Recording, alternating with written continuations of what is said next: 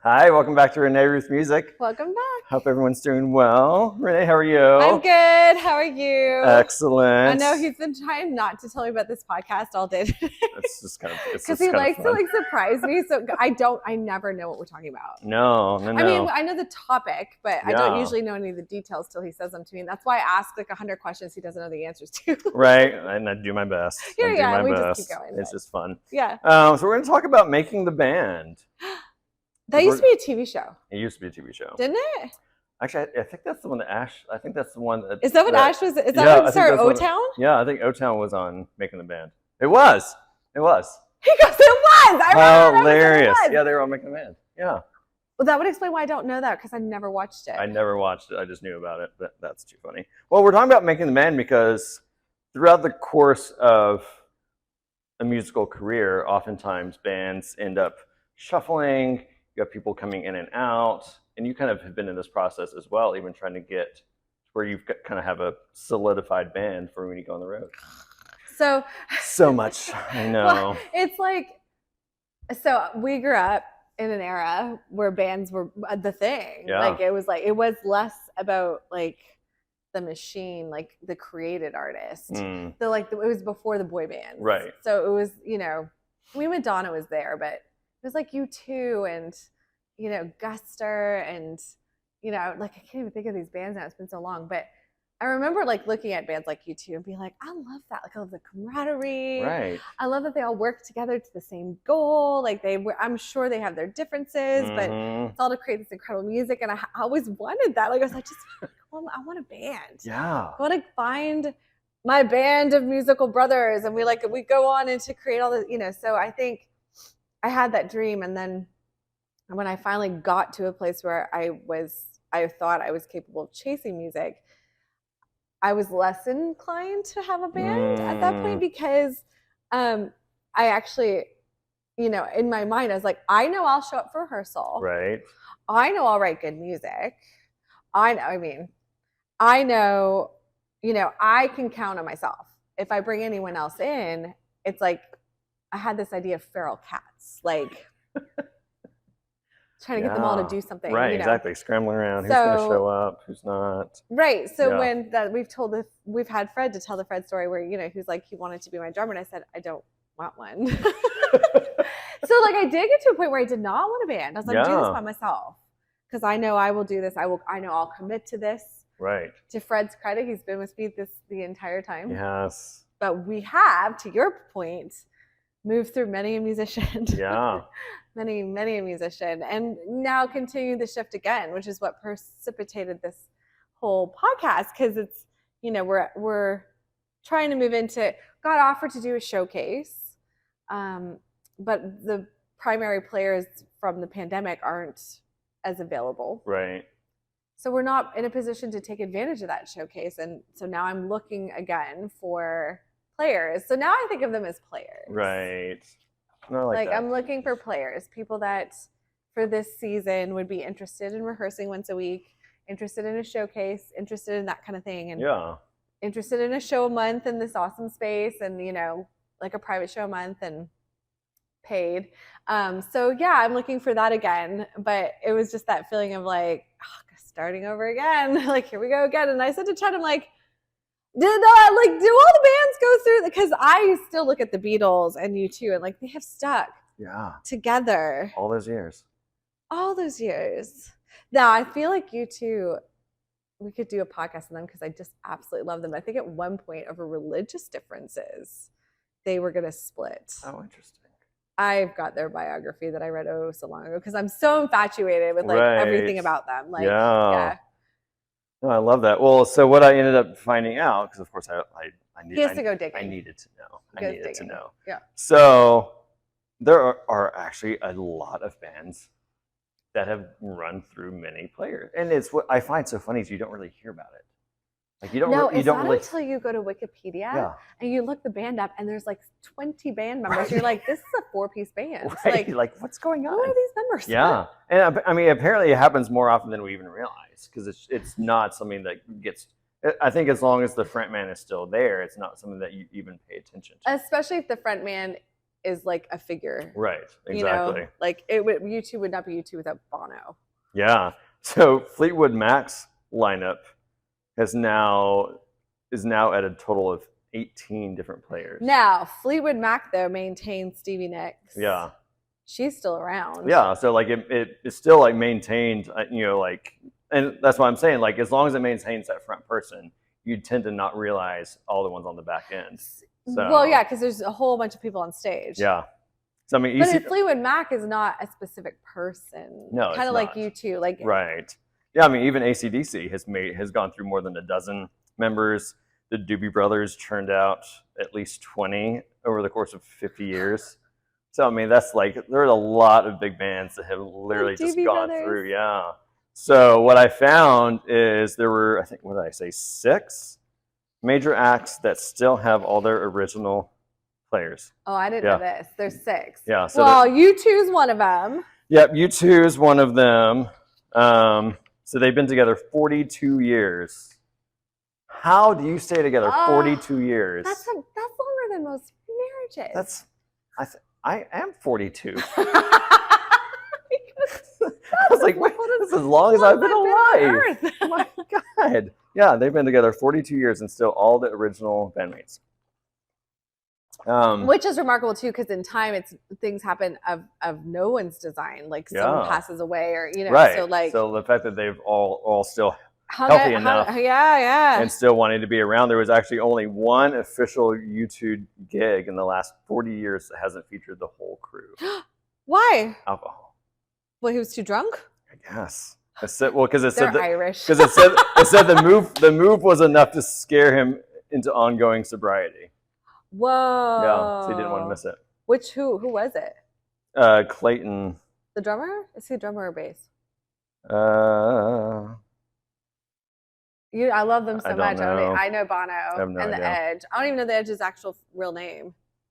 Clayton was the drummer. I think it was the drummer. So yeah, put him right back into sobriety. But yeah, so there was only one in 42 years. Imagine the guy that got to fill in for that show. Right? That should be Wikipedia somewhere. That's Clayton's favorite there. Yeah, that's awesome. Adam Clayton was his name. Adam. Yeah. That's the drummer. So let's see. No, the drummer was Larry Mullen. You're right. Larry's so actually, Adam Clayton was the bassist. Bass. Yeah. So. He played a little too hard. Oh wait, Stuart Morgan is the guy that replaced Clayton for that one show. We know who that is. Stuart, where are you? Stuart, what are you doing? Oh my gosh. What are you doing? You should be in Wikipedia. Have them on your phone? Can you call them? Like, yeah, seriously, what's happening? So another band was ZZ Top. Really? 48 years together, all original That's older than me. members. I know, right? Isn't that insane? And then we have Kings of Leon. They keep popping up in our podcast. What is happening? What is going on with them right now? First of all, I think I know like 2 Kings of Leon songs. But I know a lot. I got really into them. They've been together 19 years. Okay, so I could have had a band for 19 years. Yeah. So it's actually 3 brothers and a cousin. I did not know this. That's helpful to stick together. I did not know that.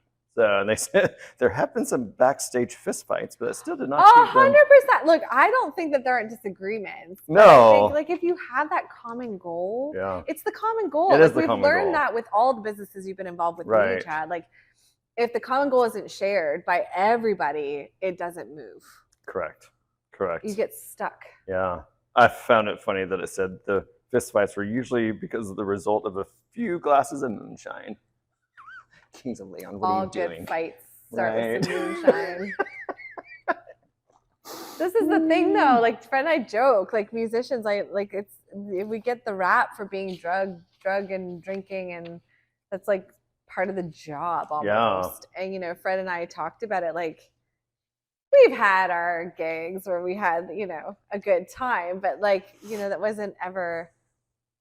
I think at that point you have to have been elevated to a place where you don't have to be responsible enough that you can go off and do that kind of stuff. Like, I don't know how you. Yeah. But then there's like John Legend, who won't drink. No. And on tour, he goes to bed at a decent hour. Like, he really takes care of his instrument. Like. No, I love that. It's wild. It's wild how people. Yeah. Do you know the band Muse? Love them so much. Why Been did you ask that question? Muse is amazing. Been together 24 years. I actually randomly put on a Muse album the other day. Did you? I was dipping back into the 90s. Yeah, you were. I was like, man, where's all that music I listened to? Like, I know, that's fair. I've done that a lot. Yeah, but Muse is one of them. They're phenomenal. 24 years they've been together. Same band. I wonder if Our Lady Peace is the same. I don't know if they would have made that list. Well, they weren't on the list of the top 7, so I don't know. Well, they weren't that big. They're Canadian. Oh, so I have to go back and look. I have to dig a little bit deeper. Our Lady Peace. Yeah, and then Coldplay was the last one. 22 All years. original. All original. Oh man, I remember when they came out. Right. I remember going to see them in a show where there's like hardly no one there, and some girl threw her underwear on stage. Yeah. That's fair. I was like, classy. Yeah, right. Good job, Coldplay. He's like, yeah, I think he made some snarky British remark too. Yeah, no, that's fair. But I just find it so remarkable that they can be together for decades. I can't even hang a marriage. Right. Fair. But yeah, I mean, it's just, and I think that's the thing, is that there's got to be a lot of passion involved. There has to be a common goal. It's that common goal. And I actually think if you were to look at the marriages that don't make it, you could probably come back to that same thing. Yeah. That the goal getting into the marriage was, that goal might have been common, but the foundation of life goals were different. Yeah. So like the goal to be like, now I'm dipping into like psychology. There's too many hats that we wear. I can't stay in one space. Too many. But yeah, like the same with a band. Like if you're gonna get together and stay together that long, what will hold you together is a common goal in the face of, labels dropping you, negativity, like whatever. The goal will keep you there. Yeah, and to be in the spotlight too. That's what gets me. Well, they get talked about 24/7. Like, be in the spotlight. I'm sure we listed some of those bands, and somebody listening is like, because we always have something to say. We just, as humans, we have something to say. Always something to say. Something to say. But what I found very interesting, and I could not hold my tongue on this one. He mentioned it this morning. I was like, mention this morning because it was too crazy. There are actually 13 bands with no original members still in it, which I was like, that's also, I find very I wonder baffling. How many people, when you say these names, will be like, yeah, I know, because you actually followed. Like, I think that there's a level. That's true. Of a level of commitment, maybe, to kind of an art. Right. But what I find odd about that, though, is that you get so attached to a singer.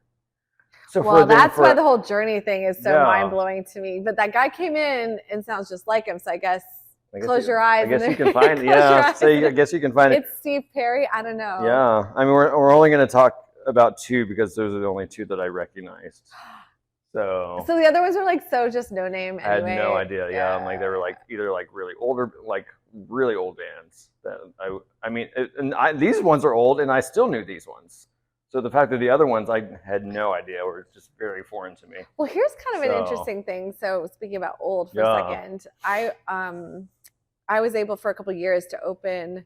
So somehow the Louisa Fine Arts Center in Virginia was bringing in older big names. So Jefferson Starship. Okay. I opened for. Yeah. Which I think they ended up just being called Starship. I think so. I remember that sounds familiar. Well, and no, the original singer was still heading that band up, and everyone else had changed, but it was still him. That's crazy. And I remember we opened outside and then saw them play, and then the next year it was this collaboration of the last living original singer of the Temptations, the last living original singer of the. It was like 3 of those Motown from that far back. Yeah, that's way far and back. They had the same jackets. They did the dances. And then everybody else behind them was new. So there's this like sidebar resurgence. Like they're not doing obviously big arenas. They're doing they're rolling these little tiny things that we were opening for, and yeah, it was actually pretty fun. But yeah, so in that case, like if they're older, it would be interesting to see how long the Temptations, how long that name goes. Right. Beyond the original artist, but they're still playing. Yeah, no, it's true. So the one band is Heart. You remember Heart? I freaking love Heart. I love Heart. There's a cover I do of Heart that I'm playing it right now. Yeah, right? I love Heart. Yeah. Nobody. None of the originals. None of them. They were. I mean, they were They're like an 80s hair band. I mean, they were all the way back to '67. Heart? Yeah. The song I know is from the 80s. Yeah. So I mean, they've been going for a long time. This so is like to my point. They're like they're just reinventing. So like when it got really successful was when it was Nancy and Ann Wilson led Heart to the Wilson sisters. Yeah. So they led it. So that was in the '70s. So I think they're responsible for the song that I cover. Yeah, I think they are. In the 80s. I think those are all the ones that I remember. I don't remember the 70s. When it was them. We missed the 70s, let's be honest. Oh, it's true. They were so good. Yeah. So, but yeah, and so now Nancy Wilson announced her own version of Heart in 2022. Girl's still kicking. What? Her own version? What? I have no idea what that means. So I guess maybe Anna's gone. So maybe she's like doing something on her own. I need to research that one a little bit more. Wild. Okay. Yeah. The other one is Blood, Sweat, and Tears. So wait, what's okay. What song did they do in the 90s? Oh, come on. I know they did a lot, but there's one big one. Come on, Chad. Blood, Sweat, and Tears. Come on. It was like the big... And so you got to remember, in the 90s, we didn't have Shazam. We didn't have... No, we did not. We had the radio and a disc jockey who you had to hope told you the name of the song so you could go find it at the HMV in the mall later that weekend with your $20 you saved up because CDs cost $20. Yeah. Remember $19.99, like a brand new CD? I mean, yeah. So... Blood, Sweat, and Tears. I remember because I was listening because there's a song. Now I'm going to have to Google it when this is over. I have to look it up, yeah. But they have no original members? No original ones. How old are they? I mean, that was also 1967. What? Yeah. So the original lineup did not last past their first album. That sounds like my life. Right. So, yeah. And here's the thing. Again, this comes back. Because I'm looking at this from a very personal space. It comes back to, like, if I looked at all the bandmates that I've ever had, even Fred, like, when we met, he had his own project, you know, and he was happy to be a part of mine, but he had his own project, you know, and it took this so many years later for him to be like, no, I've bought into your project. You know what I'm saying? So until Fred, most recently, like, in the last 6 months, nobody shared my vision for my project. They were just willing to play. Right. Does that make sense? No, that does. So I am just like, I would cook for them and I'm trying so desperately to like create this little family and like, cause I've always just wanted a family and like just trying so hard and, you know, and them being grateful and, you know, participating, but you know, they have other aspirations and they just weren't mine. So, you know, it's like, well, do I just be a solo? But there's just a piece of me that I play an instrument. I'm not just a voice and a songwriter. Like I want a band. Well, because I think at that point, I mean, if you're together for decades, how are you not in a family dynamic? That's what I felt that so intensely with you too. Yeah. I just felt that. Like families fight, families bicker, families, you know. They're gonna go through things. But you're doing this thing called life together, and we have learned so many times because we have like a mindset podcast, and it's like before I even read the books and even looked into it, I innately knew 12 years ago I can move this faster if I find people who see what I see, and we chase the same thing. And I think my downfall is I held on to people longer than I should have, thinking I could convince them. It's almost like, you know, trying to date the guy who sees you as a friend. You're like, one day he'll see me. Like, no, he won't, sister. He won't. If he doesn't see you yet, leave. It's not like, because what you're doing is you're letting all the other opportunities pass by. Right. Because you're holding on to this thing that you think you're going to, you know, and I've done that. And not just in my bands. Like I've done, even just recently in real estate. Like I actually just said to Chad this time, like, don't let me hold on. Like the second it starts to seem sideways, I need to let it go. Like I need to learn to let go quicker. And every successful person, in fact, even when we're in the virtual assistants, we hire VAs, and they've even said, they're like, your business you need to move through VAs quickly until you find the ones that work. And I was like, that's like a life skill. Right? No, it's so like you need to move through that quickly until you find the one that works. And that's how you actually get to do this life thing on, you know, hyperdrive, where the rest of us are like fighting for this to be the thing and like, oh. No, it's just, So I'm actively looking for bands. Right. It hasn't slowed, like it doesn't, you know, I heard a question in my head. You know, it's not that the project I'm on is stalled out because of it. No. I'm currently pitching all the 2 albums I have to, you know, like it's motion. It's just the band is like having a live performance is such a part of my soul. I know that I can't not pursue who the next people are, you know, in absolutely. That venture. And I think it's different too, because like everyone that you've suggested, Heart or Fleetwood Mac or all these bands, there's no name. Right. Oh no, that's true. Them. It's not like Justin Timberlake and now someone else is Justin Timberlake. It's like no, that's true. Like there's no name. And I think that was also something that I realized is that like I've been operating on my name. And I did try at one point for a band name. One time I got convinced to call us RP3 because there were 3 of us in the band at that particular version. And I just kept thinking it sounded like R2D2. Like I just never, I really didn't want the name. And then I took the name for a minute and I never liked that name. And then it was Renee Ruth Band because I was trying for an actual band, like, you know, like the Zach Brown Band, like, you know, like that kind of thing. And then that didn't work. Dave Matthews Band.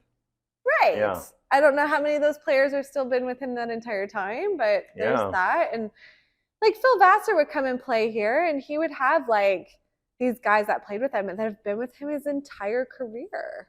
That's amazing. Like a guitar player, but not everyone. Like, oh, this is my new sax player. This is my new, you know. So part of me had to kind of come to the place where I'm like, maybe that's not your journey. Well, I mean, and again, I feel like maybe for the people that do leave, maybe it was just a job for them. There's no maybe about that. Like and maybe, and what the maybe might be that they did at one time think that was what they might want to support or go after. So there wasn't any dishonesty in it. It's just, you know, eventually it was like they have other aspirations. And that's fine. I mean, you're listening to a podcast of an artist whose music you may not like. And I'm so okay with that. I'm fine. Right. So, and that's just it. Like they may have saw the dream, saw the possibility, saw whatever, and thought, oh, I'm going to jump on this wagon. But it wasn't like, not every musician likes my music. Right. You know, like I'm actually asking who wants to be part of a pop project. Right. Because it's pop. Yeah. Well, if you are country and don't like pop, this is not for you. Not for you. Not going to work. So, well, we'll have to come back to it and see how the journey is going. I know. I'm just putting the feelers out right now. So we'll see. I love it. You want a fun fact? Oh, yeah. Fun Fact Friday. Fun Fact Friday. This is a great fun fact. It's a great one. I like this one. So Eminem, which we don't like the talk candy. About him. No, we're not really in that space. We're not in that space. No. But he has a record. And the record is his song Rap God has the most words. Words? Most words in any song. How many? 1,560 words. What's the average song? I have no idea, but because you have to think that a lot of songs have the same words. Well, think about when you were, repeated. Like so repeated he's talking about unique words. Yeah. You think about the fact that like you have to write a school paper. Right. And they need it to be 1,000 words. Yeah. Which ends up being like pages. Yeah. And you're like, this dude's got a song of 1,000 words. Like, does he remember all those words? I was going to say, imagine having to remember. I mean, and he does like rap songs, obviously. No, so he gets to use a lot of words. And it rap also lets you, fast. Well, a lot of words. Yeah. But that's remarkable. Isn't that amazing? Leave it to Chad to find the fun facts. I love that. Facts. I know. Everyone's missing out. These are so great. I love it. Well, thank you. Thank you for doing that. Yeah. Till next time. We'll see you. Cheers.